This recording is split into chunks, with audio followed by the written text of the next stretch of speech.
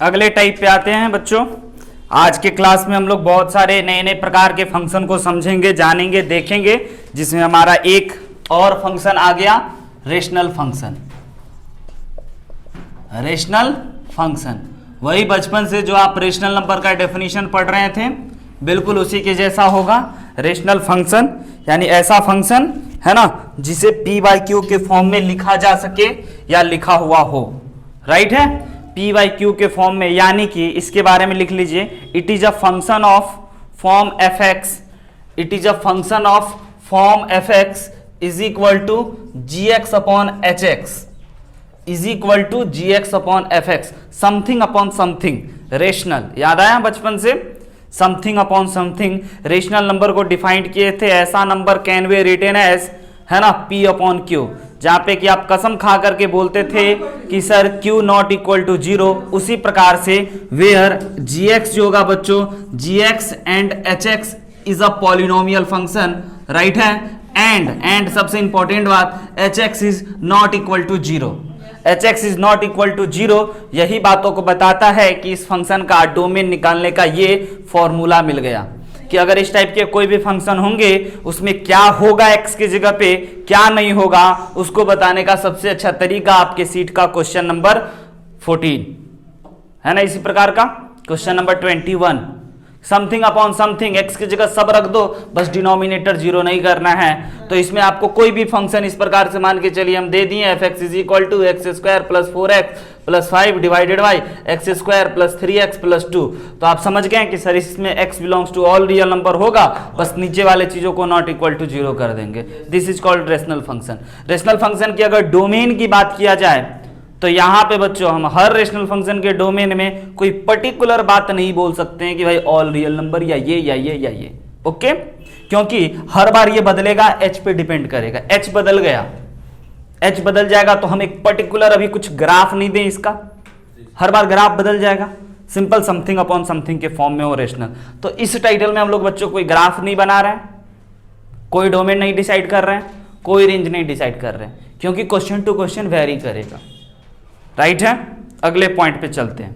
Domain से related जब ये बात होगी तो डोमेन की बात आएगी, और डोमेन की बात पे आप लोग तो बहुत महारत हासिल कर रखे हो, आप लोग बहुत अच्छे से बना चुके हो। लेकिन बच्चों फिर भी हम चाहेंगे कि आप एक दो एमसीक्यू क्वेश्चन बनाओ, क्योंकि यहाँ विभिन्न प्रकार के बच्चे हैं, विभिन्न प्रकार के दिमाग हैं, कोई रत्ती भर भी गलती करेगा, समझिएगा ध्यान से गौर फरमा के। अगर आप में से बैठे कोई भी बच्चा अगर रत्ती भर भी मिस्टेक या गलती करता है ना, और उस गलती के कारण जो आंसर आएगा वो 4 में से 1 जरूर होगा। ये बात किसी भी कॉम्पिटिटिव एग्जाम के क्वेश्चन का एक अहम बात होता है। नहीं समझे मेरी बात? आप रत्ती भर कोई मैथमेटिकल एरर कीजिएगा, कैलकुलेशन वाइज भी एरर कीजिएगा, वो आपका आंसर टकरा जाएगा। और सबसे इंपॉर्टेंट बात, कॉम्पिटिटिव एग्जाम निगेटिव मार्किंग का होता है, तो उस चीजों पे भी अपना कंट्रोल रखना है। तो आपको आता है बहुत अच्छे से। हम एक क्वेश्चन आपके लिए देते हैं, आप बनाइए, the domain of F X is equal to 1 upon under root X square minus 3x plus 2। Option जरूर देंगे, आप जैसे ही बना लो ABCD जोर से बोल देना, ताकि आपका आवाज माइक भी कैच कर ले, है ना। ऑप्शन ए आपके सामने, ऑप्शन बी भी आपके सामने, और ऑप्शन सी भी आपके सामने,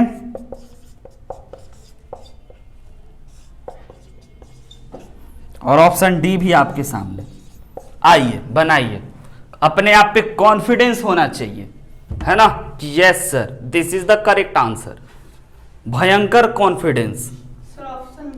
अगर आप में से 50% बच्चे इस क्वेश्चन का सही जवाब दे दिया है ना, तो हम अगले टाइटल पे चलेंगे, और अगर गलत जवाब दिया तो एक और क्वेश्चन देंगे।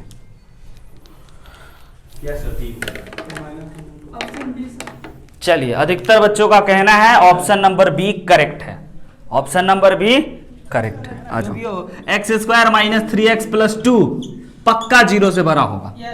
इक्वल टू अगर कर देंगे बाबू तो डिनोमिनेटर वाला पार्ट 0 हो जाएगा, तो ये हाथ खड़ा कर देगा ना भाई, हम भाई 0 के बराबर नहीं है।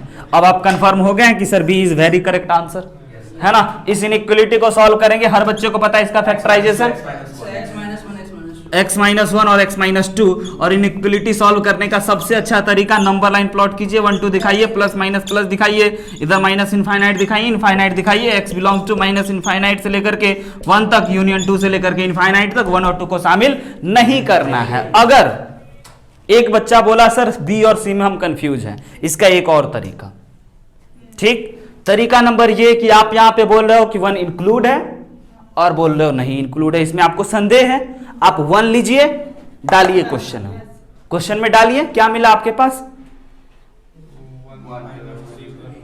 0, 1/0, नॉट अ रियल नंबर, है ना, रियल टू रियल का खेल है। हमारा जो जूसर मशीन था ना, वो रियल नंबर रखने पे रियल नंबर देता था, एक खास पर्टिकुलर मशीन के लिए डिफाइंड था। उस मशीन में 1 डाल देंगे ना, मशीन बूम, 2 भी डालेंगे मशीन बूम। इसका ये डोमेन ही नहीं है, सब डालो सब नहीं, है ना, इतना मत डालो, इधर का कोई आइटम डालो, इधर का कोई आइटम डालो। तो हमारा जो मशीन है वो नंबर का मशीन है कि कौन नंबर डालना है, कौन नंबर नहीं डालना है। इसीलिए बचपन से नंबर सिस्टम पढ़ाया जाता है कि भाई पहले नंबर को जानो, क्योंकि भविष्य में आगे चल करके नंबर के साथ तुम छेड़छाड़ करने वाले हो कि कौन कहां होगा, कौन कहां नहीं होगा।